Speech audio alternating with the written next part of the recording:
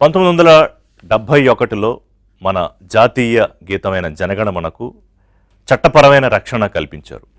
అంటే ఆ గీతానికి సంబంధించి దాన్ని ఎవరైనా అవమానించినా ఉద్దేశపూర్వకంగా ఆలపించకుండా చేసి ఉన్నా లేకపోతే ఇంకో రకంగా డిస్టర్బ్ చేసినా అది నాన్ బెయిలబుల్ యాక్ట్ కింద కేసు పెట్టచ్చు. మీకు ఆ మధ్య గుర్తుంటే థియేటర్స్లో కూడా జనగణమన పాడించాలని కొన్నాళ్ళు ఇప్పుడు ఆగిపోయింది. అంటే అదేంటంటే మన నేషనల్ యాంథమ్ని మనం గౌరవించుకోవాలి, అందరికీ అది పాడడం రావాలి అనేది. స్కూళ్ళల్లో ఎలాగో ఆలపిస్తారు. కానీ వందే మాతరం విషయంలో ఇంత స్ట్రిక్ట్గా అమలు చేయాల్సిన అవసరం ఇంతకు ముందు లేదు. అంటే పాడొచ్చు, పాడకపోవచ్చు, దానికి ఒక కంపల్షన్ లేదు. కానీ తాజాగా 2026లో మన చేసిన అంటే 150 ఏళ్ళు పూర్తి చేసుకుంది వందే మాతరం. ఆ సందర్భంగా ఒక యాక్ట్కి అమెండ్మెంట్ తీసుకొచ్చారు. అదేంటంటే ప్రివెన్షన్ ఆఫ్ ఈ నేషనల్ హానర్ యాక్ట్. అంటే ఎవరన్నా ఇన్సల్ట్ చేస్తే దాన్ని ప్రివెంట్ చేయడానికి చేసిన ఈ చట్టం చాలా కఠినంగానే ఉంది. సేమ్ ఉద్దేశపూర్వకంగా ఎవరైనా వందే మాతరాన్ని ఆలపించడాన్ని అడ్డుకున్నా లేకపోతే ఆలపిస్తున్నప్పుడు అమర్యాదగా ప్రవర్తించినా నాన్ బెయిలబుల్ యాక్ట్. ఈ సందర్భం ఇప్పుడు ఎందుకు వచ్చిందంటే 1937లో ఏదైతే వందే మాతరానికి సంబంధించి మా పార్టీ తీర్మానించుకుందో, అంటే సిడబ్ల్యూసి కాంగ్రెస్ వర్కింగ్ కమిటీ, అప్పట్లో మహాత్మా గాంధీ, సుభాష్ చంద్రబోస్, సర్దార్ వల్లభాయ్ పటేల్, పండిట్ జవహర్లాల్ నెహ్రూ వీరున్నారు, రవీంద్రనాథ్ ఠాగూర్. సో వాళ్ళు చేసిన తీర్మానం ప్రకారం వందే మాతరంలో మొత్తం ఉన్న స్టాంజాస్లో 2 స్టాంజాస్ అంటే 2 చరణాలు మాత్రమే పాడాలని సిడబ్ల్యూసి తీర్మానం చేసింది. ఎందుకు తీర్మానం చేసిందంటే వారు చెప్పిన కారణం, ఇది దేశం మొత్తానికి సంబంధించింది, దేశంలో అన్ని మతాల పౌరులు ఉంటారు. ఈ 2 చరణాలు అయిపోయాక 3వ చరణం నుంచి దుర్గాదేవిని లేకపోతే హిందూ పురాణాలను కీర్తిస్తూ చరణాలు ఉన్నాయి. శత్రువులను అంతుచూసిన దుర్గాదేవి విగ్రహాలు పెట్టి పూజ చేయాలి, ప్రతిష్ఠించాలి అనే అర్థంలో ఉన్నాయి. అది ముస్లింలకు అభ్యంతరం కాబట్టి వాటిని పక్కకి పెట్టి మొదటి 2 చరణాలే, బంకిం చంద్ర చటర్జీ ఏదైతే వందే మాతరాన్ని రచించారో అందులో మొదటి 2 చరణాలే పాడాలని తీర్మానం చేసుకుంది. ఇప్పుడు యాక్ట్ చేసిన తర్వాత కూడా నిన్న జరిగిన సిడబ్ల్యూసి విస్తృత స్థాయి సమావేశంలో మేము 1937 వందే మాతరానికి కట్టుబడి ఉంటాము, కాంగ్రెస్ పార్టీ కార్యకర్తలు కేవలం ఆ 2 చరణాలు మాత్రమే పాడతారని సిడబ్ల్యూసి తీర్మానం చేసింది. మరి అది ఎలా సాధ్యపడుతుంది? ఒకసారి దేశంలో చట్టం అయిన తర్వాత వందే మాతరం విషయంలో అది నచ్చచ్చు నచ్చకపోవచ్చు, కానీ ఆ చట్టాన్ని ఉల్లంఘిస్తాం అంటే కుదురుతుందా? అది ఇండిపెండెంట్గా ఇండివిజువల్ వ్యక్తి అయినా లేదా ఒక పార్టీ అయినా. సిడబ్ల్యూసి అంటే కాంగ్రెస్ వర్కింగ్ కమిటీ అత్యున్నత బాడీ వాళ్ళ పార్టీకి సంబంధించి. బట్ దేశానికి సంబంధించి అత్యున్నత బాడీ పార్లమెంటులో ఒక చట్టం చేసిన తర్వాత దాన్ని మేము వైలేట్ చేస్తాము అనడము కరెక్టేనా? అదొకటి కీలకమైన అంశం మాట్లాడాల్సింది. ఇక మరో అంశం మీద తీర్మానం చేశారు. అదేంటంటే డీలిమిటేషన్. డీలిమిటేషన్ మీద అనేక సందర్భాల్లో చర్చలు జరిగాయి. డీలిమిటేషన్ ఇక ఆపడం సాధ్యం కాదు అన్నట్టుగా కాంగ్రెస్ పార్టీలో కొంతమంది మాట్లాడారు. ఆ మాటకు వస్తే తెలంగాణ ముఖ్యమంత్రి రేవంత్ రెడ్డి కూడా ఒక సందర్భంలో ఎలాగూ మీరు చేసి తీరుతారు కానీ ఎలా చెయ్యాలి అనే అంశానికి వచ్చారు. ఏది తమిళనాడు అప్పటి మాజీ ముఖ్యమంత్రి స్టాలిన్ ఆయనతో కలిపి ఎంకే స్టాలిన్తో కలిపి రేవంత్ రెడ్డి ఇద్దరూ తీవ్రంగా అడ్డుకున్నారు దేశవ్యాప్తంగా.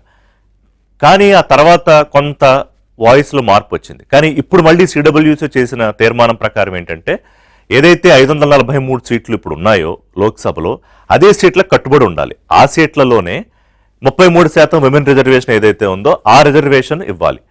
అంటే ఏంటి? ఇందిరాగాంధీ ఒకసారి ఫ్రీజ్ చేశారు నియోజకవర్గాల పునర్విభజన జరగకుండా. తర్వాత మళ్ళీ వాజ్పేయి ఫ్రీజ్ చేశారు 25 ఏళ్ళు.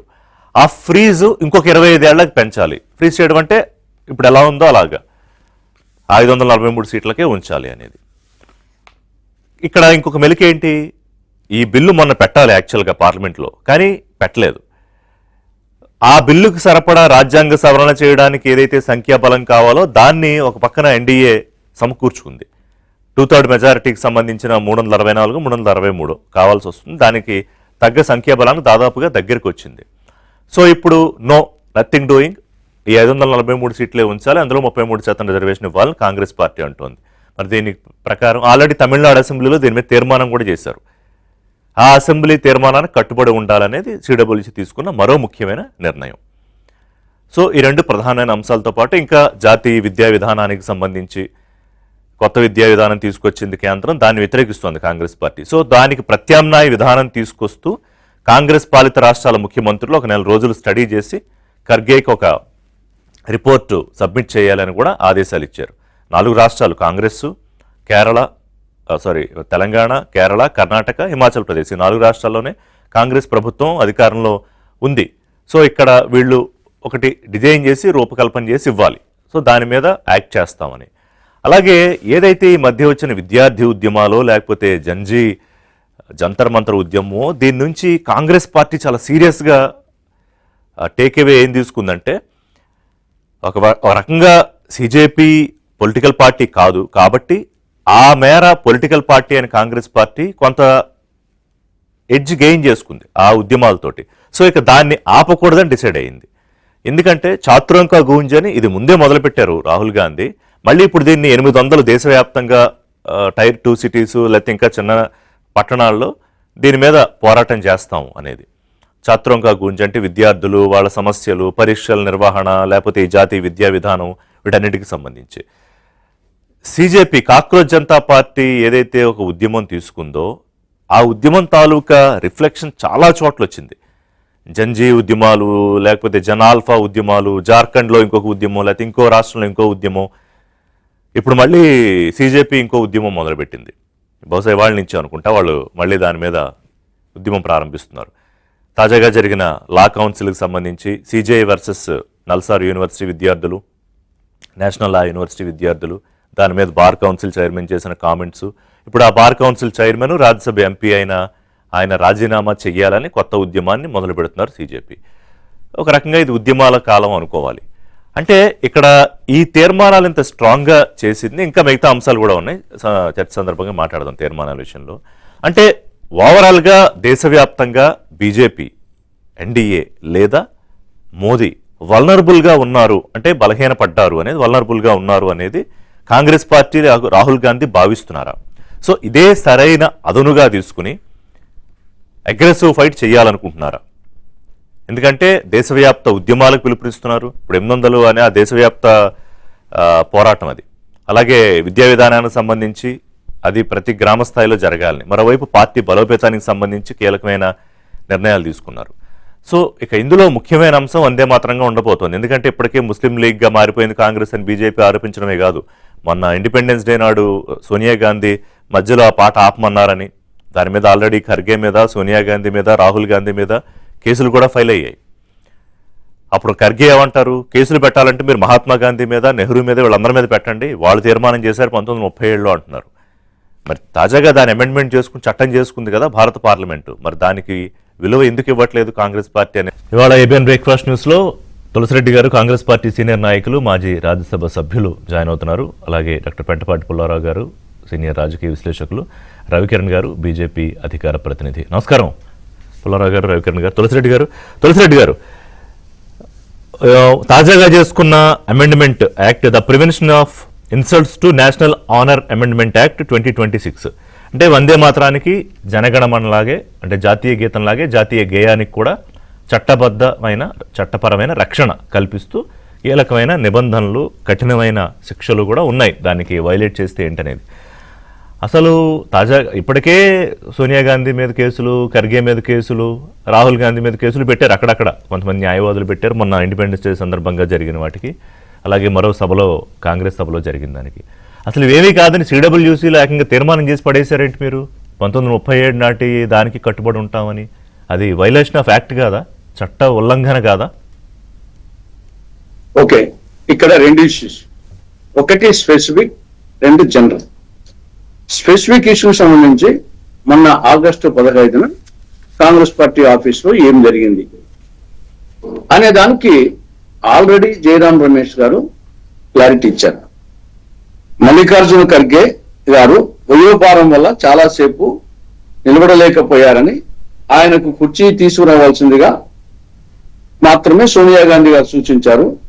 వందే మాతరాన్ని ఆపడానికి ఎలాంటి ప్రయత్నం జరగలేదు అని జయరాం రమేష్ గారు స్పెసిఫిక్ ఇష్యూకి సంబంధించి క్లారిటీ ఇచ్చారు. దాన్ని వచ్చేసి వీళ్ళు రాద్ధాంతం చేస్తున్నారు. అంత క్లారిటీ ఇచ్చిన తర్వాత ఇక జనరల్ వద్దాం. జనరల్ గా అసలు వందే మాతరం గేయాన్ని జాతీయ గేయంగా ప్రకటించిందే కాంగ్రెస్.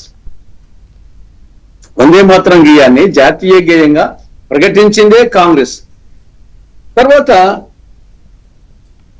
పూర్తి అది 2 స్టాంజాల 6 స్టాంజాల 2 చరణాల 6 చరణాల. నేను ఓపెన్ చెప్తాను, 6 స్టాంజాలు నాకే రాదు. దేశంలో 99.99% మందికి 6 స్టాంజాలు పాడడం రాదు. నాకు రాదని ఒప్పుకుంటున్నా. కనీసం మోడీ గారి కన్నా అవసరం 6 స్టాంజాలు పాడతారాయన? నేను ఛాలెంజ్ చేసి అడుగుతున్నాను. వచ్చేసి నేను రాదని ఒప్పుకుంటున్నాను. నాకు 2 స్టాంజాలు వచ్చు, 6 స్టాంజాలు రాదు. మోడీకైనా వస్తున్నాను చెప్పేసి. కాబట్టి ఇప్పుడు దీన్ని అంటే వీళ్ళందరూ వచ్చేసి విశ్వకవి రవీంద్రనాథ్ ఠాగూరు, వీళ్ళు వచ్చేసి ఆరాధించే సర్దార్ వల్లభాయ్ పటేల్, నేతాజీ సుభాష్ చంద్రబోసు, పోనీలే నెహ్రూ గారిని వచ్చేసి వీళ్ళు ఇప్పుడు విమర్శిస్తారు. నెహ్రూని పక్కన పెడదాం. జాతిపిత మహాత్ముడు, విశ్వకవి రవీంద్రుడు, విప్లవ నేత నేతాజీ సుభాష్ చంద్రబోస్, ముఖ్యమంత్రి సర్దార్ పటేల్, వీళ్ళందరూ వచ్చేసి దేశభక్తులు కాదా? వీళ్ళు మాత్రమే దేశభక్తులా? అంటే వాజ్పేయి గారు వచ్చేసి ఆయన ప్రధానమంత్రిగా ఉన్న కాలంలో వచ్చేసి ఈ ఇష్యూ రాలేదు. ఆయన పాడిన కూడా 2 స్టాండ్ చేసే అంటే ఆయన దేశభక్తుడు కాదా? నిన్నటి వరకు 2026 వరకు నరేంద్ర మోడీ గారు బీజేపీ సమావేశాల్లో పాడిన కూడా 2 స్టాండ్ చేయాలి అంతే. అంతవరకు 2026లో ఒక్కసారి నరేంద్ర మోడీ గారు దేశభక్తులు అయ్యారు. అంతకుముందు ఏమన్నా వేరే విధంగా ఉన్నాడా?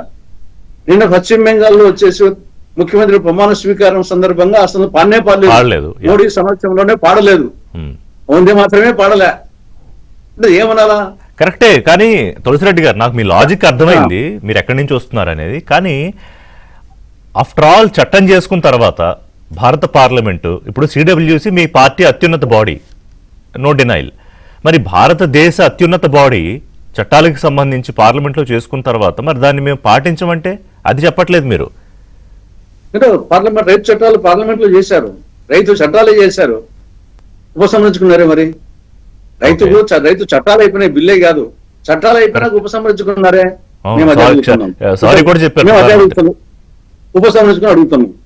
మేము మొన్న పార్లమెంట్ లో వ్యతిరేకించాము, ఇప్పుడు కూడా వచ్చేసి దాన్ని వచ్చేసి ఉపసంహరించి అడుగుతున్నాం. మీరు తీర్మానం చేయలేదు, మేము 1937 పాటే పాడుకుంటాం తప్ప అని చెప్పారు తప్ప మీరు విత్డ్రా చేసుకోమని తీర్మానంలో పెట్టలేదే. మరి అది కూడా వచ్చేసి అడిషనల్ అడుగుతాం. అది కూడా ఆ పార్లమెంట్ లోనే అడిగాం. నేను చెప్తాను కదా, 2 స్టాంజర్స్ 6 స్టాంజర్స్ పాడమంటే చాలా స్కూళ్ళలో పాడడం లేదు. ఎందుకంటే ఈ భయంతో.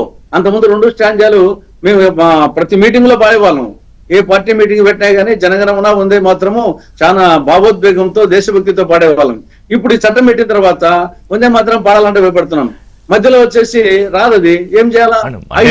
కూడా పార్లమెంట్ లో అంటే పాడడం రాకపోతే నేర్చుకోవాలి లేదా, అదే ఒక వేరే చర్చ. ఇప్పుడు మొన్న పార్లమెంట్ లో కూడా క్లోజ్ విజువల్స్ లో అమిత్ షా గారు ఒక్కళ్ళే పాడుతున్నట్టు కనిపించారు, మిగతా వాళ్ళందరూ వింటున్నారు, కొంతమంది వచ్చిన వాళ్ళు పాడారు.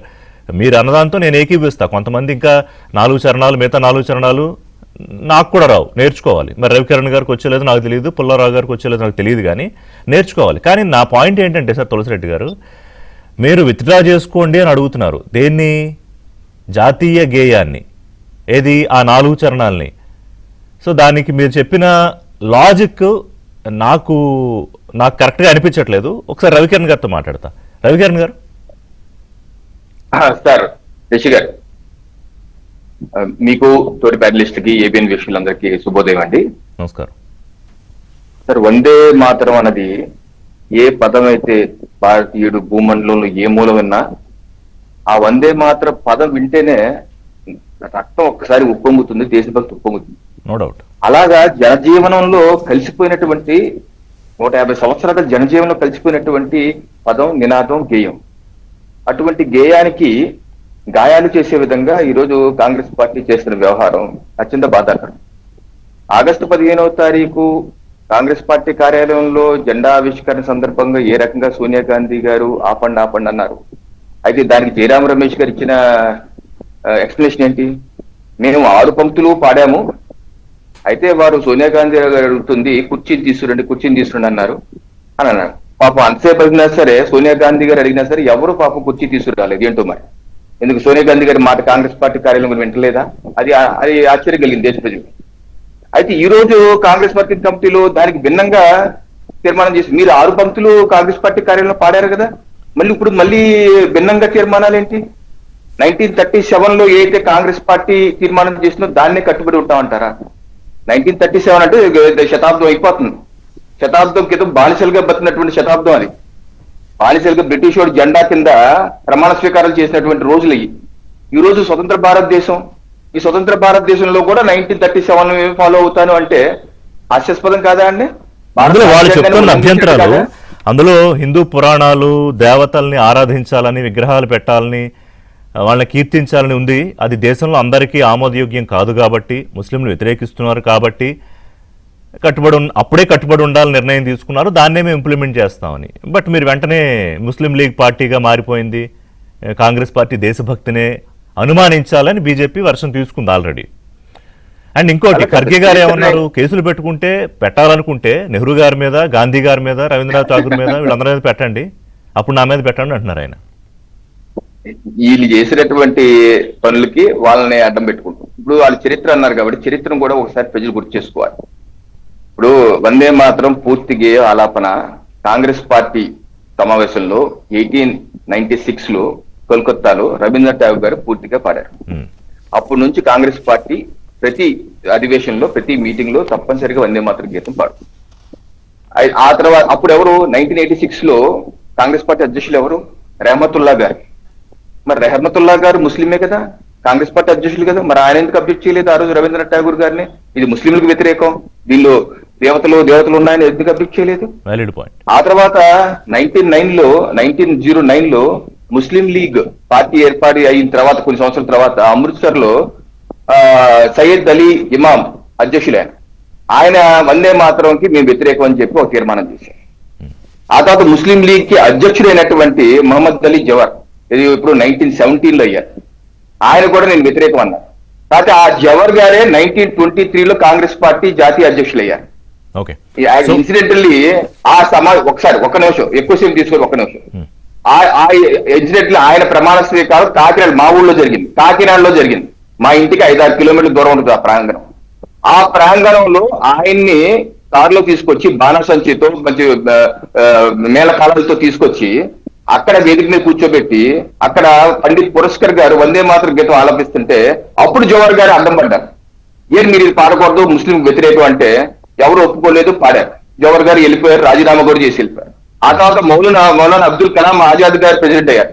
ఆయన వందే మాతృ గీతాన్ని కొనియాడుతూ, ఇస్లామిక్ స్కాలర్ ఆయన, కొనియాడుతూ ఒక ఆర్టికల్ రాశారు. ఆయన అధ్యక్షుడిగా ఉన్నప్పుడు కూడా పూర్తి వందే మాతృ గీతం పాడారు. 1937లో 17th అక్టోబర్లో లక్నోలో జిన్నా ముస్లిం లీగ్ ఒక తీర్మానం చేసి వందే మాతరం పాడమంటే దాని 10 రోజుల తర్వాత కాంగ్రెస్ పార్టీ కోల్కతాలో 27 అక్టోబర్ 1937లో కలిగిన సమావేశంలో జిన్నా గారి ఒత్తిడికి ఆధారంగా, జిన్నా గారి ముస్లిం లీగ్ ఇష్టపడలేదు కాబట్టి మేము 2 పంక్తులు పరిమితం అని చెప్పి అది మాత్రం రిజర్వేషన్ చేశారు. అయితే స్వతంత్రం వచ్చిన తర్వాత 15th ఆగస్ట్ 1947లో పొద్దున్న 6:30కే ఆకాశవాణిలో పూర్తి వందే మాతరం గీతం పాడారు. నేననేది ఏంటంటే, ఏ ముస్లిం లీగ్ యొక్క ఒత్తిడికి మీరు లోనయ్యి వందే మాతరం గీతాన్ని దేశ ప్రజలందరూ కొనియాడి వందే కుదించుకున్నారో ఈ రోజు ఆ ముస్లిం లీగ్ లేదు. మీరు ఆ ముస్లిం లీగ్ జిన్నా భావజాలాన్ని ముందుకు తీసుకెళ్ళడం అవసరం ఉంది. ఆ ముస్లిం లీగ్ మాట విన్నారు కదా, దేశం మతం ఆగిందా ఏమన్నా? మీరు చేసిన పనికి ఆగలేదు కదా. కాంగ్రెస్ పార్టీ గతంలో మతం విలీనం చేయమని తీర్మానం చేశారు, మళ్ళీ మార్చుకున్నారు. నేను ఒక నిమిషం, నువ్వు అర నిమిషం. నేను అనేది ఏంటంటే, అనేక తీర్మానాలు కాంగ్రెస్ పార్టీ నెహ్రూ గాంధీ గారు బతుకున్నప్పుడే చేసిన తీర్మానాలు మార్చుకున్నారు. అలాంటి ఈ రోజు మార్చుకుంటాకేంటి? ఈ రకంగా జిన్నా వాళ్ళు ముస్లిం లీగ్ ఆలోచన విధానం కొనసాగించడానికి అవసరం ఏంటని అన్నాను. పుల్లారావు గారు, ఇప్పుడు స్కూళ్లలో, అంటే మీరు స్కూల్లో చదువుకున్నప్పుడు వందే మాత్రం ఎంత పాడేవారో నాకు తెలియదు, ఎందుకంటే మీకు నాకు వయసులో చాలా వ్యత్యాసం ఉంది, తులసిరెడ్డి గారికి. బట్ రవికిరణ్ గారు నేను ఇంచుమించు ఒక దగ్గరలో, అండ్ మాకు స్కూళ్లలో తెలిసి పాడిన వందే మాత్రం 2 చరణాలు కాబట్టి అక్కడ వరకే వచ్చు. ఆ తర్వాత చట్ట ప్రకారం నేర్చుకోవాలంటే అది ఎవరైనా భారతీయ పౌరులుగా తప్పదు. కానీ ఇవాళ అసలు దాన్ని కుదరదు. ఇప్పుడు తులసిరెడ్డి గారేమో అసలు విత్డ్రా చేసుకోండి అంటున్నారు. అంటే దేశంలో ఇన్ని సమస్యలు ఉంటాయి అనుకుంటే డిడ్ యూ ఎక్స్పెక్ట్ వందే మాత్రం మీద మళ్ళీ దేశవ్యాప్తంగా చర్చ మొదలవుతుంది అని? ఏమవ్వదు. అందరూ రెస్పెక్ట్ చేస్తాం వందే మాత్రాన్ని, కానీ కొంతమంది అబ్జెక్ట్ చేశారు కాబట్టి ఆలోచించుకోండి. మీకు ఉదాహరణ చెప్తున్నా, టర్కీ అనే దేశం పూర్తిగా సెక్యులర్. 1925 నుంచి 2000 వరకు అసలు ముసుగు వేసుకోకూడదు ఆడ మనుషులకు. అవును. చెప్తున్నా, గెడ్డం పెంచకూడదు ముస్లిం కంట్రీలో. గెడ్డం, ఆర్మీలో కూడా ఇస్లాం అనే పేరు ఉండకూడదు అనే చేస్తే ఇప్పుడు ఉన్న ప్రెసిడెంట్ ఎర్డోగాన్ 2002లో ఎలక్ట్ అయ్యాడు, ఇస్లామిక్ పార్టీ మీద వచ్చాడు. ఆయన 3 సంవత్సరాలు 5 సంవత్సరాలు పోయి అడిగారు, నువ్వేదో ఇస్లామిక్ అంతా తెచ్చేస్తావు అనుకున్నాం, తేలేదే అన్నాడు. ఏమన్నాడు తెలుసా, మేము రేపు మాపు మార్పు తేవటానికి కాదు, 100 సంవత్సరాల్లో తేవటానికి అన్నాడు స్లోగా. మొన్న ఏమన్నారు, 20 సంవత్సరాల్లో ఏం చూసావు, ఎవరు ఇష్టం వచ్చిన వాళ్ళు ముసుగేస్తున్నారు, గవర్నమెంట్ ఆఫీస్కి వెళ్ళొచ్చు, ఈ ఇస్లామిక్ ప్రాక్టీసెస్ చేసుకోవచ్చు. 20 సంవత్సరాలు ఆగారు. అది నీకు మార్పు అనేది ఇలాంటివి కావాలంటే దాని మీద స్లోగా చేయాలి, కనపడకూడదు, చాప్ కింద నీరులాగా చేయాలి. చట్టం పాస్ చేశాం అయితే ఓ 50 మంది 50,000 మంది 1,00,000 మంది 5 లక్షల మంది మీద కేసులు పెడతారా? చేస్తే ఇది మెయిన్ థింగ్ ఏమిటంటే, ఈ ప్రభుత్వం కాదు ఏ ప్రభుత్వం అయినా చట్టం పాస్ చేస్తే అది అందరూ మర్యాద ఇవ్వాలి చాలా వరకు. లేకపోతే చట్టం అక్కడ వరకు అంబిగ్విటీ లేదు కదా. లేదు, అంబిగ్విటీ అంటే పాస్ చేసాక అందరూ మర్యాద ఇవ్వాలంటే ఎక్సెప్టెన్స్ ఉండాలి. ఎక్సెప్టెన్స్ అంటే ఓకే ఇది పర్వాలేదు. చాలా మంది అనుకుంటారు కాన్స్టిట్యూషన్ వచ్చేసింది. మన కాన్స్టిట్యూషన్ వయసు 75 ఏళ్ళు. 1900 నుంచి 2000 సంవత్సరంలో ఫ్రాన్స్ అనే దేశంలో 4 సార్లు కాన్స్టిట్యూషన్ మార్చేశారు. 4 సార్లు. ఏమంటారు? ఎక్సెప్టెన్స్ లేక మార్చేశారు. ఎక్సెప్టెన్స్ అంటే ఏంటి? మొన్న జయరాం రమేష్ చక్కటి మాట అన్నారు. జయరాం రమేష్ పొగిడే మనిషి కాదు ఆయన. అందరూ మన ఆంధ్రాకి ఆయన చక్కగా 12 సంవత్సరాలు ఎంపీ చేశాడు, చాలా గ్రేట్ మ్యాన్, అందరికి తెలుసు. ఆయన ఏమన్నారు, అదే కుర్చీ అది ఎక్సెప్ట్ చేయాలి. కాదు నువ్వు ఇలా అన్నావు, ఆమె అలా అన్నారు, ఎందుకు అమిత్ మాలవీ అని తీశారు? ఎక్సెసివ్ అగ్రెసివ్నెస్ ఉపయోగం లేదని ఒక కారణం. బీజేపీ మంచి expert, is a great man, తీశారు. మన ప్రతి విషయాన్ని మనం ఫైట్ చేసేస్తే మన సిజేపీ యాజిటేషన్ లో ఎక్కిరించడం, ఎటకారం చేయటం, తినటం, వాళ్ళ బ్యాక్గ్రౌండ్ తీయటం, అల్లరి చేయటం, అదే స్టోరీ అయిపోయింది. అందువల్ల నేను అనుకుంటున్నా ఇది పెద్ద ఇష్యూగా చేస్తే ఇది పెద్ద ఫ్లాప్ అయిపోతుంది. వందే మాత్రానికి అన్యాయం చేస్తా. వాళ్ళే ఎక్సెప్ట్ చేసేది. ఏమన్నాడు, 2 విషయాలు ఉన్నాయి. మేము కుర్చీ అడిగేది అన్నాడు, ఎక్సెప్ట్ చేయి గ్రేస్ఫుల్గా చేరే, అది ఎక్సెప్ట్ చేస్తే అయిపోదు. రెండోది, నేను తప్పవచ్చు, చదివింది ఏంటి, వాళ్ళు మా పార్టీ ఫంక్షన్స్ లో మేము 2 వరుసలు పాడుతూ ఉన్నారు. పార్టీ ఫంక్షన్ తప్పేంటి? తప్పలేదే. మీ ఇంటికాడ మీరు మాట్లాడుకుంటే మీ ఇంటికాడ చేస్తారు, అది పార్టీ ఫంక్షన్స్ అన్నారు. ఎక్సెప్ట్ చేయాలి. ఇప్పుడు కాదు, ఇప్పుడు చిన్న సందేహం ఇక్కడ. సపోజ్ ఇప్పుడు 4 రాష్ట్రాల్లో కాంగ్రెస్ పార్టీ అధికారంలో ఉంది పుల్లారావు గారు. అక్కడ ప్రభుత్వ పరమైన కార్యక్రమాల్లో వందే మాత్రం పాడేటప్పుడు, లేకపోతే అసెంబ్లీలో పాడేటప్పుడు 6 చరణాలు పాడతారు, లేదు ఓన్లీ పార్టీ పరమైన కార్యక్రమాల్లో 2 చరణాలే పాడతారని అర్థమా మీరు చెప్పేది? అది కూడా ఆ డిస్టింక్షన్. ఇంటెలిజెంట్ పాలిటీషియన్స్, ఇంటెలిజెంట్ దేశానికి పేట్రియాట్స్ ఏం చేయాలంటే ఒక్కోసారి కన్ను మూసుకోవాలి, చెవులు మూసుకోవాలి, మొదలుగా వెళ్ళిపోవాలి. సమయం తేల్చేస్తుంది. సమయం. ఎందుకంటే కంటెన్షన్స్ ఇష్యూస్ దగ్గర రోడ్డు మీద ఆగి నీతో వెళ్తానికి వీల్లేదంటే ఎవరెవరు పోతాడు. అధికారంలో ఉన్నవాళ్ళు ఒక్కోసారి ఆ దారి ఇచ్చేయాలి, సైడ్ రూట్ వెళ్ళిపోతాను, విడ్రా అయిపోవటానికి. అది చేయకపోతే దీనివల్ల లాభం ఏమొస్తుంది? డిస్ట్రాక్షన్ అయిపోతారు ఈ ఇష్యూ మీద. మరి అంటే ఎందుకు తీసుకుంది కాంగ్రెస్ పార్టీ ఈ తీర్మానం అవసరం? దీని వెనకాల రాజకీయ కారణం ఏంటి? పోనీ కాంగ్రెస్ పార్టీ తీర్మానం తీసుకున్నది వాళ్ళకున్న ఓట్ బ్యాంక్స్ అంటారా, ఓటర్సా, వాళ్ళకున్న సపోర్టర్స్, వాళ్ళని తృప్తి చేయటానికి అడ్వాంటేజ్ తీసుకున్నారు అంతే. అంటే ఇప్పుడు ఓవైసీ ఏం వెర్షన్ చెప్పాడో, ఓవైసీ ఏం వెర్షన్ చెప్పాడో, సిడబ్ల్యూసీ అదే వెర్షన్ చెప్పింది. ఓవైసీ చరిత్రలో ఉంటాడా, నేను కంపారిజన్ చెప్తున్నా. ఆయన ఏం ఇష్టం, ఆయన ఒక విషయం మంచిగా మాట్లాడతాడు, ఒక విషయం విశేషంగా మాట్లాడతాడు. మనకి మీ మొదలు పెట్టే క్వశ్చన్ నేను ఏంటంటే, ఇలాంటి వాటిల్లో దేశానికి యూనిటీ, మన కాన్స్టిట్యూషన్ 80 సంవత్సరాల 75 సంవత్సరాలు అంతే. కేర్ఫుల్గా డివైజివ్నెస్ రాకుండా నేనే వ్యతిరేకం కాదు. ఐ సెడ్ గ్రేట్, బట్ ఎలా పెట్టాలి? మీకు ఉదాహరణ చెప్పాను. ఎర్డోగాన్ 100 సంవత్సరాల్లో మారుస్తామన్నాడు. ఎన్ని సంవత్సరాలు? 100. స్లోగా అందరు యాక్సెప్ట్ చేస్తారా, చేస్తారో వేరే విషయం. అంతేకాదు ఇది చేయగానే నెక్స్ట్ స్టెప్ ఏమవుతుంది? ఈ కాంగ్రెస్ స్టేట్స్లో మేము కేసు పెట్టమంటారు. ఏం చేస్తారు? సుప్రీంకోర్టుకి వెళ్తారు. 1,00,000 మంది మీద పెడతారు. సుప్రీంకోర్టు స్టే చేస్తారు. ఇప్పుడు కాంగ్రెస్ పార్టీ కార్యకర్తల మీద అందరి మీద పెట్టాలి కదా ఈ లెక్క ప్రకారం. అందరి మీద పెట్టాలి. ఎక్కడ పెడతారు? అసలు మీరు చట్టం పాస్ చేస్తే ప్రొవిషన్ ఎందుకు తీశారు? అందరు తాగుతున్నారా, ఎక్కువ మంది తాగుతున్నారు, అందరి మీద కేసులు పెడతామని తీశారు. ఆ లాని రెస్పెక్ట్ చేయడానికి విధానంగా తెలివితేటలుగా ఆలోచించుకుని అధికారంలో ఉన్నవాళ్ళు చిన్న విషయాల పెద్ద విషయాలు కాకుండా ఫస్ట్ పాయింట్ ఏంటంటే దీనివల్ల మనకి దేశానికి లాభమా, మన పార్టీకి లాభమా చూడాలి. లేకపోతే ఇది నెగిటివిటీ వస్తుంది. అస్తమానం ఏదో తగు వస్తుందా? చాలా ప్రభుత్వాలు, రాష్ట్ర ప్రభుత్వాలు, నేషనల్ గవర్నమెంట్స్ కూడా. కానీ is it not unfortunate Pullarao గారు, నేషనల్ సాంగ్ ని, జాతీయ గేయాన్ని రాజకీయం కోసం వాడుకోవడం అనేది? రాజకీయం కోసం నేను అడిగే ప్రశ్న, రాజకీయం కోసం అంత తొందరగా ఆ లా పాస్ చేయాలా? ఓకే, స్లోగా నేను చెప్పేది ప్రజలకు స్లోగా పాడుతున్నారు. యాక్సెప్టెన్స్. రవికిరణ్ గారు ఎనీ కామెంట్? పుల్లారావు గారి విశ్లేషణ దాని మీద బ్రీఫ్ కామెంట్. ఒక పాయింట్ అండి. ఆ పాయింట్ ఏంటంటే మొన్న పార్లమెంట్ లో ప్రొవిజన్స్ ఆఫ్ నేషనల్ ఆనర్ ఆ చట్టాన్ని సవరించారు. 1976 లో ఎమర్జెన్సీ ఉన్న టైంలో ఒక చట్టం చేశారు ఇందిరాగాంధీ. ఏంటి? నేషనల్ యాంథమ్ కి, నేషనల్ ఫ్లాగ్ కి ఎవరన్నా సరే దానికి అవమానపరిస్తే 3 సంవత్సరాల జైలు శిక్ష. దాన్ని సవరించి దానిలో నేషనల్ సాంగ్ కూడా యాడ్ చేశారు. ఇది చట్టం. ఓకే. కాకపోతే హోమ్ మినిస్ట్రీ ఇచ్చినటువంటి నోటిఫికేషన్ లో వందే మాత్రం అలాగే నేషనల్ యాంథమ్, నేషనల్ సాంగ్ సంబంధించి ఏంటి అని చెప్పి దాంట్లో ఇచ్చారు. దానిలో వందే మాత్రం 6 పంక్తులు ఇచ్చి ఏ సందర్భాల్లో అయితే కంపల్సరీగా పూర్తిగా ఇది 3 నిమిషాలు 10 సెకండ్లు అవుతుంది. అది ఓకే, నాకు కూడా రాదు పూర్తిది, నేను నేర్చుకుంటున్నాను. ఎందుకంటే మన చిన్నప్పటి నుంచి చాలా అలవాటు చెప్పినట్టుగా మనకి నేర్పించారు కదా.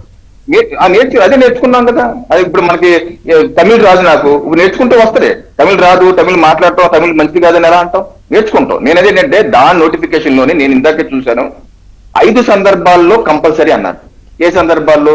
ముఖ్యమంత్రి, governor, lieutenant governor, president of India ఇటువంటి కార్యక్రమాల్లో ముందు పాడాలి, ఆ తర్వాత నేషనల్. మిగతా అంశాల్లో మీరు నచ్చినట్లు పాడుకోవచ్చు, కాకపోతే అగౌరవపరిచే కార్యక్రమం మాత్రం చేయకూడదు, చేస్తే జైలు శిక్ష. సో నాకు అర్థమైనంత వరకు మాత్రం ఆ 5 అంశాలు, 5 కార్యక్రమాలు కంపల్సరీగా ఉండాలి, మిగతాది ఉండదు. ఇది నేను నాకు అర్థమైనటువంటి అంశం. దాని అది నేను చెప్పదలుచుకున్నాను. కాకపోతే వందే మాత్రాన్ని ఆ 2 పంక్తులు కూడా వద్దన్న వాళ్ళు బ్యాచ్ ఈ రోజు దేశంలో ఉన్నారు కదా. అది ఇంకా వేరే చర్చ. ఎందుకంటే ఇప్పుడు చేసిన తీర్మానం ప్రకారం 2 పంక్తులు వద్దని ఎవరు అనలేదుగా. అది ఈ తీర్మానం ఓకే, దాన్ని వద్దన్న బ్యాచ్ ఈ రోజు కూడా దేశంలో ఉన్నారు. కొంతమంది పాడుతుంటే కూర్చునే 2 పంక్తులు పాడినప్పుడు కూడా పార్లమెంట్ లో కూర్చునే ఉన్న వాళ్ళ దశను చూసాము, నడుచుకుంటూ వెళ్ళిపోతున్న వాళ్ళని కూడా చూసాం. ఇది అగౌరవం కాదా అండి? వాళ్ళకి వాళ్ళు మరుగులోకి విధంగా వాళ్ళ జారిలో మనం వెళ్ళాల్సిన అవసరం లేదు. సో తప్పనిసరిగా నిదానంగా ప్రజలు నేర్చుకుంటారు. దానిలో కూడా పరిమితులు ఉన్నాయని మాత్రం నేను చెప్పదలుచుకున్నాను. చూద్దాం. హోప్ఫుల్లీ ఇది రాజకీయం అవ్వకూడదని అనడానికి ఏం లేదు, ఆల్రెడీ అయిపోయింది. దీని మీద ఆల్రెడీ బీజేపీ మాట్లాడడం మొదలుపెట్టింది. వాళ్ళు ఇంకా ఎక్కువ మాట్లాడతారు. ఎలాంటి మలుపు తిరుగుతుందో చూద్దాం. తులసిరెడ్డి గారు, డీలిమిటేషన్కి వెళ్లే ముందు ఇందాక చర్చ మీద మీరు ఏమైనా చెప్పాలా? ఎందుకంటే మొదట మీరు మాట్లాడాక వాళ్ళు ఇద్దరు మాట్లాడారు కదా. You have any comment? చెప్పాల్సింది చెప్పేసి. ఓకే. సో డీలిమిటేషన్ విషయంలో కూడా దాదాపు అంటే తాజాగా కాంగ్రెస్ పాలిత రాష్ట్రాలు ఉన్న 4ట్లో తెలంగాణ ముఖ్యమంత్రి ఒక సందర్భంలో మాట్లాడుతూ ఎలాగూ డీలిమిటేషన్ చేసేస్తారు ఇంకా, బట్ ఎలా చెయ్యాలి అనే విధానం గురించి మాట్లాడారు. కానీ ఇప్పుడు సిడబ్ల్యూసీ తీర్మానంలో చాలా స్పష్టంగా 543 సీట్లు ఉన్న దాంట్లోనే 33% రిజర్వేషన్ ఇవ్వాలి, దానికే కట్టుబడి ఉండాలి. ఆల్రెడీ చేసిన తమిళనాడు అసెంబ్లీ తీర్మానానికి సిడబ్ల్యూసీ కట్టుబడి ఉంది అని. సో మళ్ళీ ఇది ఒక పెద్ద అంశంగా రాబోతోంది. సరే, మొన్న పెట్టాల్సిన బిల్లు పెట్టలేదు, బహుశా మళ్ళీ ఒక పార్లమెంట్ సమావేశాలు పెట్టడానికి కేంద్రం రెడీ అవుతోంది. కావాల్సిన బలం కూడా ఒక రకంగా సమకూర్చుకుంటోంది. ఒక రకంగా దీన్ని మీరు యూటర్న్ తీసుకున్నారనుకోవాలా, లేకపోతే ఎలా సమర్థించుకుంటారు? మొదటి నుండి కూడా ఇక్కడ 2 మహిళా రిజర్వేషన్ బిల్లు, మహిళా రిజర్వేషన్స్, రెండవది వచ్చేసి పునర్విభజన. పునర్విభజనలో మళ్ళా సంఖ్య అండ్ సరిహద్దులు. పునర్విభజన కూడా రెండు ఉంటాయి. కాబట్టి మహిళా రిజర్వేషన్స్ కు మొదటి నుండి కూడా 1/3 చేయమని చెప్పేసి చెప్తున్నాం. ఆల్రెడీ మన చేసినటువంటి బిల్లు కూడా పూర్తి ఏకగ్రీవంగా సపోర్ట్ ఇచ్చాము. ఇప్పుడు అదే చెప్తున్నాం. ఇక్కడ డీలిమిటేషన్ సంబంధించి మొదటి నుండి కూడా ఇదే స్టాండ్. ఇందిరాగాంధీ గారు తీసుకున్న స్టాండే, వాజ్పేయి గారు తీసుకున్న స్టాండే మళ్ళీ తీసుకోండి ఇంకోసం 25 years. కాబట్టి ఎందుకంటే నా అభిప్రాయం కూడా కాదు, కాంగ్రెస్ పార్టీ అభిప్రాయం కానీ నా అభిప్రాయం కూడా, నేను రాజ్యసభ సభ్యునిగా చేశాను కదా, ఆడ రాజ్యసభలో తక్కువ సంఖ్య, ఆడ కూడా అందరికీ అవకాశాలు రావు. అలాంటిది లోక్సభలో 543లో నాకు తెలిసి 50% ఆఫ్ ద లోక్సభ సభ్యులకు 5 ఏళ్లలో ఒక్కసారి కూడా మాట్లాడే అవకాశాలు రావు అక్కడ. ఎందుకంటే ఆ పార్టీ సిస్టమ్ అట్టు ఉంటుంది. మాట్లాడే అవకాశం ఇచ్చేది పార్టీ ఫ్లోర్ లీడర్ ఇస్తాడు. ఆ ఫ్లోర్ లీడర్ అతనే తీసుకుంటాడు, మిగతా వాళ్ళకి అవకాశాలు రావు. కాబట్టి ఎంతమంది ఉన్నారనేది సమస్య కదా యాక్చువల్ గా. అంటే ఇక్కడ ఇంకొక చిన్న అంశం తులసిరెడ్డి గారు, నా సందేహం ఏంటంటే ఓన్లీ పార్లమెంట్ లో మాట్లాడే అవకాశం కోసమేనా, లేకపోతే క్షేత్రస్థాయిలో ఎన్ని లక్షల మందికి ఎంతమంది ఎంపీలు రిప్రజెంట్ చేస్తున్నారనే అంశాన్ని పరిగణలోకి తీసుకోవాలా లేదా? ఎందుకంటే మనం మోర్ దాన్ 1.4 బిలియన్ కదా మన దేశంలో ఇప్పుడు జనాభా. మరి అదే అయితే కన్నా ప్రధానమంత్రి ఎంతమందిని చేయాలి? మనకు స్వాతంత్రం వచ్చినప్పటికీ ఒక ప్రధానమంత్రి, ఇప్పుడు 147 కోట్లకు ఒక ప్రధానమంత్రి, మరి 3-4 ప్రధానమంత్రులు చేయాలి. ఆ ప్రకారం అయితే అదే లోక్సభ సభ్యుల సంఖ్య పెంచాలని తీసుకుంటే ప్రధానమంత్రుల సంఖ్య కూడా పెంచాలట్టయితే. కాబట్టి అది మనం ఇంగ్లాండ్కి ఏమో 4-5 కోట్లకు ఒక ప్రధానమంత్రి, ఇక్కడ 147 కోట్లకు ఒక ప్రధానమంత్రి. కాబట్టి అది ఏమి ఈక్వేషన్స్? కాబట్టి ఆ విధంగా అనుకుంటే పార్లమెంట్ డిఫరెంట్ లాజిక్. నేను ఎక్స్పెక్ట్ చేయాలి మీరు ఈ లాజిక్ తో వస్తారని.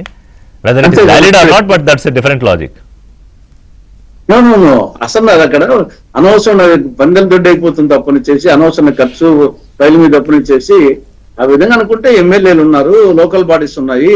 ఈ రోజు వచ్చేసి ఒక 200 మందికి 300 మందికి ఒక వార్డు మెంబర్ ఉన్నాడు, సర్పంచ్లు ఉన్నారు, ఎంపీటీసీలు ఉన్నారు, జెడ్పీటీసీలు ఉన్నారు. వీళ్ళందరూ ప్రజాప్రతినిధులే. ఓటు వేసేది వచ్చేసి ఒక ఎంపీకే కాదు వేసేది, ఒక వార్డు మెంబర్ కు, ఒక గ్రామీణ ఓటర్ వచ్చేసి 6 ఓట్లు వేస్తాడు. వార్డు మెంబర్ కు, సర్పంచ్ కు, ఎంపీటీసీకి, జెడ్పీటీసీకి, ఎమ్మెల్యేకు, ఎంపీకి. కాబట్టి ప్రజాప్రతినిధులు ఇల్లే కాదు, కింద చాలా మంది ఉన్నారు, లక్షలాది మంది ఉన్నారు, వాళ్ళందరూ ప్రజాప్రతినిధులే. అంటే వాళ్ళు చూసుకుంటారు. ఇక్కడ చర్చకు సంబంధించి అసెంబ్లీకి, పార్లమెంట్ కి పోయి చర్చ కోసం అలా చర్చించడానికి అవకాశం లేనప్పుడు పార్లమెంట్ సమావేశంలో చర్చ ఏం జరిగింది? ఇప్పుడే ఏం జరగలేదు. ఇంకా రాను ఇంకా తగ్గిపోతా ఉంది. కాబట్టి సంఖ్య పోయి ఏం చేయాలి వచ్చేసి, ఇంకా రేపు కుస్తీ దానికి పనికి వస్తారు అంతే. ఇప్పుడు వచ్చేసి ఏదో అరుచుకుంటున్నారు. ఇంకా రాబో రోజులు ఎక్కువైపోతే అనేక దేశాల్లో చూస్తున్న పార్లమెంట్లు పశ్చిమ సభలను కాబట్టి అనవసరం నాకు తెలిసి సంఖ్య పెంచడం అనేది అంత శుద్ధ వేస్ట్. దాని వచ్చేసి చర్చలు ఫలప్రదంగా చూసుకోవాలి. కానీ ఆ విధంగా అంటే ప్రధానమంత్రి 3-4 పెంచడం గురించి మాట్లాడుతున్నారు, ఇప్పుడు మాట్లాడుతున్నారు. కానీ మీరు ఇంతకు ముందు తీసుకున్న విధానం లేదా ఎన్డీ బ్లాక్ లో చాలా పార్టీలు తీసుకున్న విధానం ఏంటంటే 50% అయితే ఓకే, 2011 జనాభా లెక్కల ప్రకారం అయితే ఓకే కాదు, మళ్ళీ జనగణన చేయాలి, అందులో కులగణన చేయాలి, ఆ తర్వాత పెంచాలి. బట్ ఆల్రెడీ మహిళా రిజర్వేషన్ బిల్లు 2023లో ఏదైతే యాక్ట్ చేశారో దాన్ని ఇంప్లిమెంట్ చేయండి, ఈ వర్షన్ చెప్పారు కదా. ఇప్పుడు మళ్ళీ దాన్ని ఎందుకు మొత్తం మార్చుకుంటున్నారు మీరు? క్లారిటీగా తమలో కూడా వచ్చేసి ఎలిమిటేషన్ బిల్ టోటల్ గా వ్యతిరేకించడం జరిగింది, ఫెయిల్ అయిపోయింది కదా. అక్కడ వాళ్ళకే క్లారిటీ లేదు. అది జనాభా ప్రకారంగా 2011 జనాభా ప్రకారంగా పెంచాలనా, లేకుంటే వచ్చేసి ప్రతి రాష్ట్రానికి 50% పెంచాలని చెప్పేసి ముందు బీజేపీ వాళ్ళకే క్లారిటీ లేదు, మన బిల్లులోనే పెట్టలేదు, అందువల్లనే పోయింది. కానీ ఇప్పుడు మరింత కాంగ్రెస్ పార్టీ క్లారిటీగా గతంలో వాజ్పేయి గారు తీసుకున్న డెసిషన్, ఇందిరాగాంధీ గారు తీసుకున్న డెసిషన్ ఇంకోసారి తీసుకోమని చెప్తున్నారు అంతే. ఇప్పుడు మీరు ఆపగలము అనుకుంటున్నారా డీలిమిటేషన్ ని? ఆపగలము అనుకుంటున్నారా మీరు డీలిమిటేషన్ ని? ఎస్పీ డిఎంకే సపోర్ట్ లేకుండా ఇది పాస్ అయ్యే క్వశ్చనే లేదు. ఆ రెండు సపోర్ట్ ఇస్తేనే, ఒకటి ఇచ్చినా గానీ కాదు. ఎస్పీ డిఎంకే వాళ్ళిద్దరు వచ్చేసి పూర్తిగా సపోర్ట్ చేసే తప్ప బిల్లు పాస్ కాదు. ఒకరిచ్చినా గానీ కాదు. ఈవెన్ వచ్చేసి ఈ రీసెంట్ గా జరిగిన నేపథ్యము శివసేన నుండి కానీ, ఆమ్ ఆద్మీ పార్టీ నుండి కానీ, తృణమూల్ కాంగ్రెస్ నుండి వీళ్ళందరూ పోయినాక కూడా ఇంకా 40 దాకా షార్టేజ్ ఉంది. కాబట్టి ఇప్పటికైనా ఎస్పీ డిఎంకే టోటల్ గా వచ్చేసి వాళ్ళు సపోర్ట్ చేసే తప్ప ఇప్పుడు కూడా పాస్ కాదు. రవికిరణ్ గారు, డీలిమిటేషన్ మీద తీర్మానం 33% 543లోనే ఇవ్వండి, మరోసారి ఫ్రీజ్ చేయండి. సార్, ఇప్పుడు కాంగ్రెస్ పార్టీ మొదటి నుంచి వాళ్ళ ఆలోచన ఏంటంటే ఈ దేశానికి ఒకరికన్నా ఎక్కువ ప్రధానులు ఉండాలి, ఒకటికన్నా ఎక్కువ జాతీయ జెండాలు ఉండాలి, ఒకటికన్నా ఎక్కువ రాజ్యాంగాలు ఉండాలని వాళ్ళ ఆలోచన. అందుకనే కాశ్మీర్కి ప్రత్యేక ప్రతిపత్తిస్తూ ఆ రకమైన ప్రధానమంత్రుల్ని, జెండాల్ని రాజ్యాంగాన్ని ఇచ్చినటువంటి పార్టీ అది. ఆ రోజు వ్యతిరేకించినటువంటి పార్టీ మా పార్టీ పూర్వ స్వరూపాన్ని భారతీయ జనసంఘ్. కాశ్మీర్కి వెళ్ళాలంటే వీసా తీసుకోవాల్సిన పరిస్థితులు, నెహ్రూ గారి టైంలో వీసా తీసుకోవాలి. వీసా నేను తీసుకోనని చెప్పి శ్యామప్రసాద్ ముఖర్జీ గారు అక్కడికి వెళ్లి బలిదానం అయ్యారు, చంపబడ్డారు జైల్లో. సో ఆ రకమైన ప్రాణ త్యాగాలు చేసినటువంటి పార్టీ. మీ ఆలోచన విధానానికి టోటల్ రివర్స్, ఆపోజిట్. మేము దేశం మొత్తం ఒకటే రాజ్యాంగం ఉండాలనే పార్టీ, మేము దేశం మొత్తం ఒకే ప్రధానమంత్రి. ఈ రోజు యూకే విషయం ఎత్తారు. యూకేలో ఎంతమంది జనాభా అండి? 6,78,00,000 మంది. ఎంతమంది పార్లమెంట్ సభ్యులు ఉన్నారండి? 650 మంది ఉన్నారు. అక్కడికి వెళ్ళి వాళ్ళు కనుక్కుంటున్నారా, కుస్తీలు చేసుకుంటున్నారా, చర్చించుకోవట్లేదు. ఎంతమంది ప్రధానమంత్రి ఈరోజు మన భారతదేశంలో 1971 ఎంత ఉన్నారండి జనాభా? 40 కోట్ల మంది. ఈ రోజు ఎంతమంది ఉన్నారండి? 140 కోట్లు దాటిపోయింది. రేపు గణాంకాలు తేలుతాయి 150 కోట్లు ఎంత ఉందని. అంటే 2 రెట్లు 3 రెట్లు పెరిగిపోయినా సరే పార్లమెంట్ స్థానాలు పెంచకూడదా? ఇందిరాగాంధీ గారు కంటిన్యూ చేశారు, వాజ్పేయి గారు కంటిన్యూ చేశారు, మేము కంటిన్యూ చేయాలంటే ఎందుకు కంటిన్యూ చేయాలి? ఈ రోజు రాజ్యాంగ ఆర్టికల్ 370 రద్దు చేసుకోలేదా? టెంపరీ పెట్టి రాజ్యాంగాలు పెట్టినా సరే ఇన్ని దశలు చేశారు. ఆ తప్పు మేము కరెక్ట్ చేసాం. ఈ రోజు మీరేమంటారు? మేము అధికారంలోకి వచ్చాక మళ్ళీ దాన్ని పునరుద్ధరిస్తా అంటారు. పౌరత్వ సవరణ చట్టాన్ని ఎప్పటి నుంచో పెండింగ్ లో ఉంది, అది మేము చేసాం, మేము వచ్చే పునరుద్ధరిస్తా ఉంటారు. మీ ఆలోచన విధానం అది, మా ఆలోచన విధానం ఇది. ఈ రకంగా 50% పార్లమెంట్ స్థానాలు పెంచుకుంటే తప్పేంటి? ప్రజలు ఎక్కువ రిప్రజెంటేషన్ ఉంటే తప్పేంటి? దాన్ని వ్యతిరేకించడం ఏంటి? దానికి ఏ రకంగా వ్యతిరేకిస్తే ప్రజల యొక్క పార్టిసిపేషన్ ఎక్కువ ఉండకూడదా? యూకేలో కొట్టుకుంటున్నారా? వేరే రాష్ట్రంలో వేరే దేశాల్లో కొట్టుకుంటున్నారా? సో ఈ రకమైన ఆలోచన విధానం తప్పంటున్నాను. మొన్న పెట్టిన సవరణ చట్టంలో కూడా చాలా స్పష్టంగా చెప్పాం. ఎందుకంటే ఈ రోజు 2011 జనాభా అనుగుణంగా చేద్దాము. ఎందుకంటే ఉమెన్ రిజర్వేషన్ కూడా అమలు చేయాల్సిన అవసరం ఉంది. ఉమెన్ రిజర్వేషన్ బిల్లో ఏం పెట్టారు? 2023లో డీలిమిటేషన్ అయిన తర్వాత, ఫస్ట్ డీలిమిటేషన్ అయిన తర్వాత ఆ సెన్సెస్ తీసుకుని చేస్తా అన్నారు. దానివల్ల చేయటం వల్ల ఇబ్బంది వస్తుంది. అందుకని 2011 సెన్సెస్ వీళ్ళనేది కూడా ఏంటంటే ఆ ఒక్క చిన్నది రాజ్యాంగ సవరణ చేసేసి మహిళా బిల్లు ఇచ్చేయచ్చు కదా అనేది, పాస్ చేసేయచ్చు కదా అనేది. ఐ మీన్ అమల్లో సమస్య ఏమొస్తుందంటే, ఒకటి 2543 పార్లమెంట్ స్థానాలకు సంబంధించి ఉమెన్ రిజర్వేషన్స్ అప్లై చేసి ఈ రకమైన 2026 డీలిమిటేషన్ జనాభా ప్రకారం వెళ్ళిపోతే దక్షిణాది రాష్ట్రాల సీట్లు తగ్గిపోతాయి. దక్షిణాది రాష్ట్రాలకి ఎందుకంటే పాపులేషన్ తక్కువ ఉంది. మనకి పాపులేషన్ బేస్డ్ రాజ్యాంగంలో ఏముంది? పాపులేషన్ బేస్డ్ చేయమని ఉంది. పాపులేషన్ తగ్గిపోయింది మనకి. నార్త్ ఇండియాలో సీట్లు పెరిగిపోతే మనం తగ్గిపోతాయి. అన్యాయం అయిపోయింది మనం. అందుకని దాన్ని అన్యాయం చేయకుండా దాని యొక్క సూత్రాన్ని మార్చి 50% పూర్తిగా పెంచుతారు అంటే వచ్చిన సమస్య ఏంటి? ఏంటంటే మగ ఎంపీలు ఒప్పుకోవట్లేదని కదా ఇప్పుడు మా సీట్లలో వాళ్ళకి కావాలంటే. ఎవరు త్యాగాలు చేస్తారు చెప్పండి? ఎవరి సీట్లు ఎవరు త్యాగాలు చేస్తారు? 33% అంటే ఎంతమంది సీట్లు పోతాయి? ఆ రకంగా పెంచుకుని 850 మంది ఉంటే రిప్రజెంటేషన్ పెంచితే తప్పేయడానికి ఏం బాధ లేదు. ఎక్కువ మంది ఉంటే తన్నుకుంటారా?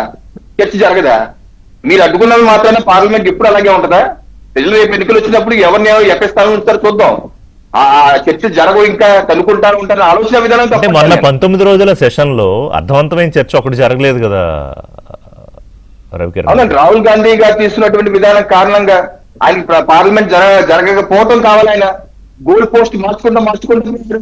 చర్చ ఫస్ట్ ఏమో చర్చ కావాలన్నారు, రాజీనామా అమిత్ షా రాజీనామా చేయాలంటారు, ప్రధానమంత్రి రాజీనామా చేయాలంటారు, ఆయనకి అయోధ్య అంటారు, లేకపోతే ఇంకోటి అంటారు. గోల్ పోస్ట్ మార్చుకుంటే వెళ్ళిపోయారు. కానీ ఆయన కన్స్ట్రక్ట్ ఆయన ఉద్దేశం ఏంటి? ఆయన పార్లమెంట్ జరగకూడదు గిరికోసి కూర్చోరు ఆయన. అటువంటి ప్రతిపక్ష నేత ఉండడం దురదృష్టకరం. ఓకే, సో దానికోసమని సంఖ్య పుల్లారావు గారు డీలిమిటేషన్ విషయంలో ఐ నో యువర్ స్టాండ్. మళ్ళీ ఒకసారి ఈ సందర్భంగా అంటే డీలిమిటేషన్ అక్కర్లేదు, ఆ సీట్లే ఉంచండి, అందులో రిజర్వేషన్లు ఇవ్వండి అనేది వాళ్ళ కాంగ్రెస్ పార్టీ చేసిన తీర్మానం. ఒకటి మనం ఇది హిస్టరీ లెసన్స్ కి టైం ఉండదు కదా. ఎలక్షన్ కొత్తగా 5 seconds లో చెప్తా. అమెరికాకి 1780లో 1800లో 436 ఎంపీలు. ఈవేళ కూడా ఆ సంఖ్య ఉన్నారు. ఆ రోజు జనాభా 2-3 కోట్లు, 4 కోట్లు. ఈవేళ 40 కోట్లు, 35 కోట్లు. బ్రిటన్ 300 సంవత్సరాలు బట్టి 635, 640. ఇది నేను చెప్పేది ఏంటంటే ఇలాంటి ఇష్యూలు 540, 50 పెంచుతున్నాం, 70 పెంచుతున్నాం అంటే అందరూ ఒప్పుకోరు. 850, 300 పెంచుతారా? ఇది అనవసరమైన యుద్ధాలు. I have great respect for Narendra Modi గారు. నేను ఏం భయం లేదు చెప్పడానికి. ఫారెన్ అఫైర్స్, డిఫెన్స్, డైనస్టిక్ కాదు ఉన్న కారణాలు అని చెప్పొచ్చు. బట్ ఇలాంటి వాటిల్లో ఆయన పొలిటికల్ క్యాపిటల్ వేస్ట్ అయిపోతుంది కదా. వేస్ట్ అయిపోతుంది కదా. అనవసరంగా ఈ యుద్ధం దేనికి? ఒప్పుకోవాలి, అన్ని అగ్రి అవ్వాలి, ఆ వెనకాల తిరుగుతారు, ఒప్పుకోరు, పెద్ద లాస్ కదా, లాస్ ఆఫ్ ఫేస్ కదా. ఆఖరికి వాళ్ళెవరు ఒప్పుకోకపోతే తులసిరెడ్డి గారు చెప్పిన ఒప్పుకోవచ్చు నేను, ఎందుకంటే ఉత్తర భారత్ వాళ్ళు అందరూ ఏమంటున్నారంటే అఖిలేష్ యాదవ్ తో సహా, లాలూ ప్రసాద్ యాదవ్ తో సహా అందరూ ఏమంటున్నారంటే మనకి ఎక్కువ పవర్ వస్తుంది కదా, బ్యాలెన్స్ టిల్ట్ అవుతుంది కదా. ఆంధ్రప్రదేశ్ కి తెలంగాణకి కలిపి ఇప్పుడు 7.7 ఉన్నది పార్లమెంట్ లో, ఇది పాస్ అవ్వాక 7.3 అవుతుంది. తమిళనాడుకి తగ్గిపోతాయి, మనం ఎందుకు ఒప్పుకోకూడదు అని తిరుగుతున్నారు. ఒప్పుకోవచ్చు, ఎందుకంటే వాళ్ళ లాభం వస్తుంది కదా. ఉత్తరప్రదేశ్ 120 మంది ఎంపీలు వస్తూ ఉంటే నువ్వెవడో ఆప్ చేయడానికి అని టాక్ వచ్చింది యూపీలో. అందువల్ల అది కాదు, 543కి 845 ఎలాగా సీట్లు పెట్టాం పార్లమెంట్ లో, కొత్త బిల్డింగ్ లో ఫిల్అప్ చేస్తారా? సినిమా హాల్లో బిల్డింగ్ లో సీట్లు పెట్టాం, ఎవరు చూడటానికి కరెక్ట్ కాదు. చేంజ్ అనేది చాలా స్లోగా రావాలి, చేంజ్. ఇది ఇప్పుడు పాస్ అవ్వాక ఎవరు ఉన్నాము అవరన్నారు మీరంటే నేను దానికి జవాబు చెప్పను, కానీ is it correct, is it right? కానీ పుల్లారావు గారు ఇక్కడ సారీ టు ఇంటరప్ట్, ఇప్పుడు ఏ పద్ధతి ప్రకారం చెయ్యాలనే దాని మీద చర్చ జరగచ్చు. అసలు చెయ్యాలా లేదా అనేది వాళ్ళు బ్రిటన్ ఎగ్జాంపుల్, అమెరికా ఎగ్జాంపుల్ మనం ఎందుకు తీసుకోవాలి? ఇప్పుడు భారతదేశంలో ఉన్న సామాజిక ఆర్థిక పరిస్థితులు, జనాభా పరిస్థితులు, ఇక్కడ స్థితిగతులు వేరు, బ్రిటన్ వేరు, అమెరికా వేరు కదా. Why should why compare? ఆ దేశాలతో ఎందుకు కంపేర్ చేసుకోవాలి? Not at all. మనకంటే ఎక్కువ చీలికలు ఆ దేశంలో ఉన్నాయి. దాదాపు 150 సంవత్సరాల క్రితమే స్లేవరీ ఉండేది అక్కడ. 100 సంవత్సరాల క్రితమే కాదు, 70 సంవత్సరాల క్రితమే నల్లవాళ్ళకి సేమ్ బాత్రూమ్ వాటితో మొదలు పెట్టారు. 50 సంవత్సరాల క్రితం అమెరికాలో. మీరంతా చక్కగా చెప్తున్నారు. 1950-55 వరకు భారతీయులకి నో వీసా టు యుఎస్ఏ. చెప్పని తెచ్చుకోండి. అది మనకి ఉన్నది, మనం అందరం ఏదో చిన్న చిన్న డిఫరెన్సెస్ బ్రిటిష్ పెద్ద పెద్ద డిఫరెన్సెస్ గా చేశారు. రోజు రోజుకి ఆ తేడాలు కరిగిపోతున్నాయి. చాలా ఆనందంగా చెప్తున్నా, మన మధ్యన అందరికీ తేడాలు కలిగిపోతున్నాయి. లేని వాళ్ళే ఇప్పుడు ఉన్నవాళ్ళు అవ్వారు, ఉన్నవాళ్ళు లేని వాళ్ళు అవ్వారు, బాగానే ఉన్నది. అందువల్ల అది నేను ఒప్పుకోను. మనకి ఎంత చీల్చి చీల్చి చీల్చి ఆ వర్గానికి ఆ వర్గంలో ఇంకో వర్గానికి ఇచ్చే అవసరం లేదు. చాలా ఫాస్ట్ గా కంట్రీ చక్కగా యునైట్ అవుతుందని నేను భావిస్తాను. మన పెద్దలు అందరూ చేసి, ఈ ప్రభుత్వం ఆ ప్రభుత్వానికి చాలా కేర్ఫుల్ గా చేశారు. భారతీయులు భారత్కున్న మహాత్మా గాంధీ నుంచి స్టార్ట్ అయినప్పుడు ఆయన వేసిన పునాది చక్కగా వెళ్తుంది. ఒకటే ప్రశ్న, మిగతా దేశాలు ఒకటి చైనాకి 2400 మంది ఎంపీలు ఉన్నారు, సంవత్సరానికి 7 రోజులు కలుస్తారు, చట్టాలు లేవు, పాలు లేవు, రెజల్యూషన్స్ పాస్ చేస్తారు, బయటకు వస్తారు. అలాంటి పార్లమెంట్ కావాలా? ఆల్రెడీ మీరు రోడ్డెక్కి మా తెలుగు రాష్ట్రాలని అంటున్నాను, 42 ఎంపీలు ఎర్లియర్ ఉండేవాళ్ళు అంటే అందరి పేర్లు అందరికి తెలుసు. ఇప్పుడు ఎంతమందికి తెలుసు? సో దేఫోలే అనుకుంటున్నారు పాస్ అవుతే అవ్వచ్చు. మరి మహిళలకు ఎట్లా కల్పిద్దాం ప్రాతినిధ్యం? మహిళలకు ప్రాతినిధ్యం కల్పించాలనే కీలకమైన పాయింట్ ఉంది కదా. ఇప్పుడు ఎలాంటి చాయిస్ వచ్చిందంటే, వాళ్ళందరూ ఒప్పుకొని బిల్ పాస్ చేస్తారా, మహిళలకి 1/3 ఇస్తారు. పాస్ అవ్వకపోయినా 543లో చేయాలి. అది తప్పదు. రోజు రోజుకి ఆ టెన్షన్ వచ్చేస్తుంది, తప్పదు. ఆ సిచ్యువేషన్ లో ఇది తీసుకుంటే తీసుకో, లేకపోతే నీకేం లేదంటూ కరెక్ట్ కాదు. డిప్లొమసీలో, పరిపాలనలో నేను చాలా హ్యాపీ అవ్వాను. మొన్న చక్కగా ధర్మేంద్ర ప్రధాన్ దిగిపోమన్నారు, సెటిల్ అయిపోయింది కదా. అదే వాళ్ళు ఏదో పెద్ద దేవుడు ఊర్లో వాళ్ళంటే ఇంకా జరుగుతాం, అయిపోయింది కదా. మీరు రాజకీయంలో కుర్చీ మీద కూర్చున్నప్పుడు ముఖ్యమంత్రి, ఒక ప్రధానమంత్రి, ఎవరైనా ఒక జిల్లా పరిషత్ చైర్మన్ ఎప్పుడు కాంప్రమైజ్ తో బయటకు వచ్చేయాలి. వాళ్ళకి మెజారిటీ లేకపోయినా అయితే మీ అయిపోయింది కదా. ధర్మేంద్ర ప్రధాన్ హిస్టరీ అయిపోయింది కదా ఇష్యూ. ఇప్పుడు ఇప్పుడు ఇంకోటి మొదలైంది కదా, అది అయిపోవడంతో అయిపోలేదు, అది వేరు. మీకు ఉన్న ఈవేళ సునామీ వచ్చింది, ఫేస్ చేయాలి. తర్వాత 10 రోజుల తర్వాత ఇంకోటి వస్తుందంటే అది ఫేస్ చేస్తారు. ఎలా చేస్తారు? మీ అనాలిసిస్ ప్రకారం as a senior analyst Modi ఎలా ఫేస్ చేస్తారు ఈ డీలిమిటేషన్ సునామీని? ఇది ఆయనకి ఆల్టర్నేటివ్ లేకుండా చేశారు. ఆల్టర్నేటివ్ ఇవ్వాలి కదా. ఇప్పుడు ఇది పాస్ అవ్వకపోతే 543 ఎక్సెప్ట్ చేయాలి, లేకపోతే మహిళా బిల్లు ఉండదు. ఉంది కదా, దేర్ ఇస్ ఎ కండిషన్ కదా. మహిళా బిల్లు గతంలో పాస్ చేసిన దాంట్లో జనగణన కండిషన్ పెట్టుకున్నారు కదా. అది అది ఆయన మీద పడుతుంది బాధ్యత, బాధ్యత ఆయన మీద బాధ్యత. ఇప్పుడు నేను ముందల నుంచి కొత్తగా కాదు, ఏదో మనం చెప్పిన మాట కొంతమంది వింటారు, ఆనందపడతాం చదువుకుంటే. దాంట్లో వచ్చింది ఏంటంటే స్లోగా వెళ్ళవలసింది. 543 600 చేస్తున్నాం. ఎస్, 543 చేస్తే ఇది మీకు అందరికీ 50% పెంచారు కదా, అంటే అందరికీ తెలివితేటలు ఉన్నాయి కదా. తమిళనాడుది 7.7 నుంచి 7.4 అవుతుంది, ఆంధ్ర 7.8 నుంచి తగ్గుతుంది కదా మీ బలం. అది కాకుండా అసలు పెంచే దేనికి, ఏంటి, ఎవరు పెంచుకున్నారు? ఇది పొలిటికల్ క్యాపిటల్. ఆయనకున్న పొలిటికల్ ఆస్తి అంటారా, క్యాపిటల్ వేస్ట్ అవుతుంది, కరిగిపోతుంది అంటారు. మన చక్కగా రాహుల్ గాంధీ గారు లాస్ట్ డే ఆ సీన్ లో ఆయన పొలిటికల్ క్యాపిటల్ పోయింది కదా, ఆ కాగిలించుకోవటం, ఆ మాటల వల్ల. ఒక్కరోజు చాలా కేర్ఫుల్ గా మీకు ఉన్నదని కేర్ఫుల్ గా చూసుకోవాలి, తక్కువ వాడాలి, తక్కువ కాంట్రవర్సీకి వెళ్ళాలి. సార్ ఇప్పుడు భారత రాజ్యాంగం రాసినప్పుడు అట్లా ఏం రాశారంటే రాజ్యాంగ అధికరణలో ప్రతి 10 ఏళ్లకు ఒకసారి జనగణన జరగాలి, జనగణన ఆధారంగా పార్లమెంట్లు అసెంబ్లీ స్థానాలు డీలిమిటేషన్ జరగాలి, హెచ్చు తగ్గులు పెంచడం తగ్గించడం జరగాలని చెప్పి భారత రాజ్యాంగంలో ఉంది. ఎవరు చెప్పారు పెంచమని అంటే భారత రాజ్యాంగమే చెప్పింది పెంచమని.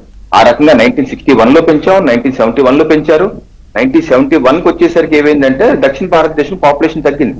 పాపులేషన్ తగ్గిన ఆధారంగా మీరు సీట్లు మారిస్తే మాకు తగ్గిపోతాయని చెప్పి దక్షిణ భారతదేశం నుంచి సౌత్ ఆఫ్ ఇండియా నుంచి గొడవ చేస్తే అప్పుడు ఇందిరాగాంధీ గారు దాన్ని 25 ఏళ్ల వరకు డిఫర్ చేశారు. ఆ తర్వాత వాజ్పేయి గారు డిఫర్ చేశారు. భారత రాజ్యాంగం మ్యాండేట్ చేసింది జనాభాను చేయమని. బట్ ఇప్పుడు కూడా ఆ సమస్య అలాగే ఉంది. There is no difference. ఇందాక వారు చెప్పిన ఎగ్జాంపుల్ ప్రకారం అందుకని అంటున్నాను.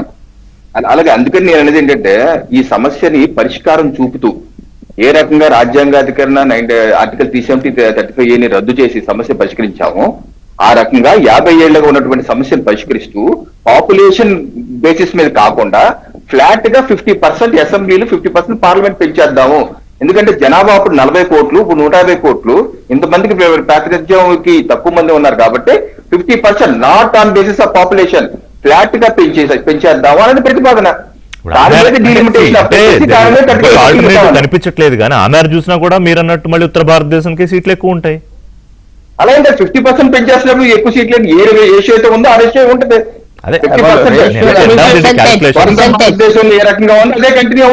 సార్ ఇందాక పుల్లారావు గారు ఒక మాట అన్నారు, ఈ డీలిమిటేషన్ కత్తి అనుకుంటే కాసేపు అది గుచ్చుకోకుండా చూసుకునే బాధ్యత కూడా మళ్ళీ ప్రభుత్వం మీదే ఉంది. అనివార్యమైన పరిస్థితుల్లో అవసరమైతే దాన్ని మళ్ళీ అమెండ్ చేసి మీరు 543లో ఇవ్వాల్సి వస్తుందా 1/3 మహిళలకి? ఇప్పుడు మనం చేసిన రాజ్యాంగ అధికరణ 106 లో అండి ఉమెన్ రిజర్వేషన్ బిల్లు చాలా స్పష్టంగా మనం ఏం పెట్టామంటే ఇది ఎప్పుడు అప్లై అవుతుంది సెక్షన్ 334A లో ఏమన్నా అంటే the constitution related to the reservation of women. అందుకే ఈ బిల్లుకి ఈ చట్టానికి రాజ్యాంగ సవరణ చేయాల్సి వస్తుందా అంటున్నాను నేను. ఫస్ట్ డీలిమిటేషన్ ఆధారంగా చేయమని మీరు మళ్ళీ దాన్ని మీరేమంటున్నారు, దాన్ని మళ్ళీ సవరించేసి దాన్ని ఫ్లాట్ గా ఉన్న దాంట్లో 543 ఇచ్చేయమంటున్నారు. మేమనేది అంటే భారతీయ జనతా పార్టీ ఎన్డీ స్పష్టంగా చెప్తుంది ఏంటంటే ఏ కారణాల చేతైతే 50 సంవత్సరాల నుంచి ఏదైతే సీట్లు పెంచకుండా ఉన్నారో 1971 ముందు పెంచారు. మరి ఆ రోజు ఎందుకు పెంచారంటే ఆ రోజు జనాభాకు సరిపోలేదు, అప్పుడు 500 లోపే ఉన్నాయి, 492 ఎంత ఉన్నాయి. ఆ రోజు మరి పెంచుకుంటా వచ్చి 542కి ఎందుకు వచ్చారండి? మరి అప్పుడు జనాభా ఎంత పెరిగింది? ఆ 51 నుంచి 71 మంది ఎంత పెరిగింది? ఇలాగా 3 రెట్లు 4 రెట్లు పెరగలేదు కదా. ఇంత పెరిగిన దాన్ని సమస్య పరిష్కారం చూపిస్తే ఈ రకంగా ముందుకెళ్తామని ప్రతిపాదన. దానిలో కావాలి చర్చిద్దాం, డిబేట్ చేద్దాం. ఇప్పుడు మళ్ళీ ఇంకా ఎన్నికలకి 2-2.5 ఏళ్ళు టైం ఉండగానే ఒక్కొక్క అంశం మొదలవుతోంది. జాతీయ స్థాయిలో ఉద్యమాలు వస్తున్నాయి, మళ్ళీ అపోజిషన్. ఐ డోంట్ నో, చర్చ టైం సరిపోదు కానీ అంటే ఒక రకంగా ప్రధానమంత్రి కొంత వల్నరబుల్ గా ఉన్నారా అని విపక్షాలు ముఖ్యంగా కాంగ్రెస్ పార్టీ భావిస్తోందా అనేది కూడా ఇంకోసారి మనం చర్చిద్దాం. తులసిరెడ్డి గారు, బిఫోర్ కన్క్లూడింగ్ 30 seconds మేమన్నా చెప్పాలా? ఒకటే, కాంగ్రెస్ పార్టీ స్టాండ్ వచ్చేసి మహిళా రిజర్వేషన్స్ ఉండాలి, డీలిమిటేషన్ ప్రస్తుతానికి వద్దు, మరోసారి ఫ్రీ చేయండి, ఉంటే మీ ఇష్టం. అది చూద్దాం ఎలా స్పందిస్తాయనే దాని మీద ఆధారపడి ఉంటుంది. Thank you very much. మా స్టాండ్ వరకు ఇదే కాంగ్రెస్ స్టాండ్ ఈ రెండు. తులసిరెడ్డి గారు థ్యాంక్స్, రవికిరణ్ గారు థ్యాంక్స్.